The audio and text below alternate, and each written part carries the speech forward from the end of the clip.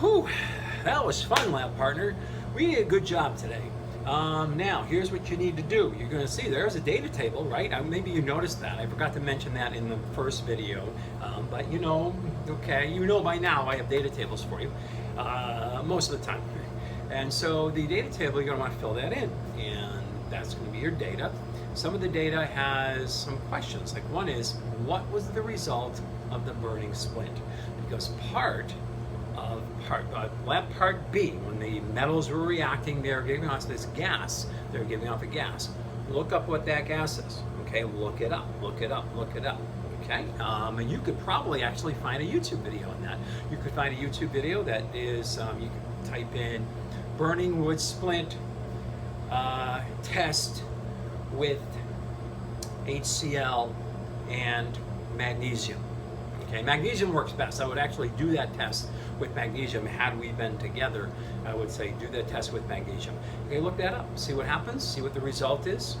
Look it up and tell me what gas it is, and what what the result would be and what it should be expected with that particular gas. Okay, look that up. Give me a result for that, please. Then you had where's the thing? Where's the thing? Then we had the pH for part D. Okay, for part B. One of the questions will ask you to determine, I think it's question, and I don't want to go over and look, it's too far. Question C. Yes, question C. Question 3. Question 3. C's and 3's. Question 3. Question 3. We'll ask you about the lime water reaction. Tell me the gas. Tell me the product that was made. Tell me that precipitate. Okay, you can look that stuff up. Then question 4, and question 4 is asking about that last part D. Question 4 is asking about part D. So what happened with that? Can you give me a reason why the drops were what they were? Were they close to what you thought they should be? If they're off by a little bit, I did explain that if you were listening at the end of that video in part D. We went through an explanation, 2 different reasons why it wasn't exactly what we would hope it would be. All right, those more hints than I've said too much. But the pH of the neutral solution, well, technically if it's neutral, the pH would be what? Okay, so you can go ahead and write that down, the pH of the neutral solution. But what happens is, when I added that 25th drop, we got a little tinge of pink or purple, you call it pink, I call it purple, whatever, okay? That color didn't go away. But when I add that one more drop, the color exploded.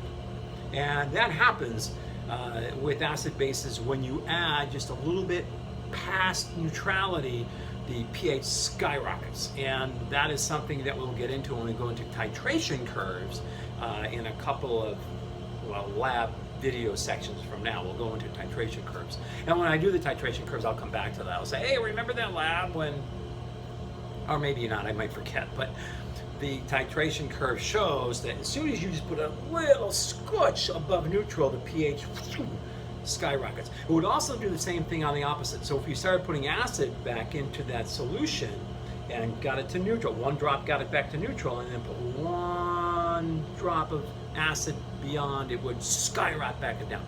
So once you get past that neutralization point, you get this skyrocketing effect of pH change just by one drop. Okay, yeah, you stick it around for titration, so we'll find out why.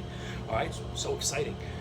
All right, so once you get to fill in all that data, okay, all that data, and I want you to tell me what the acids, which one reacted the fastest, which one maybe didn't react at all, and when you compare them to the acetic acid versus the hydrochloric, and then you have to explain why the difference. All right, so fill that data table in, answer those 4 questions, and that's it. That's the lab write-up. There's no calculations for this lab. All right, there are no calculations. Well, I mean, one calculation would be, look, 25 drops versus 10 drops. That's not a calculation, it's a comparison of numbers. But that's it, that's all you have for a calculation. Everything else is observations and answer those questions. All right, turn that in, lab partner, and we have done another great job here. I appreciate you appreciating you. Just babbling now.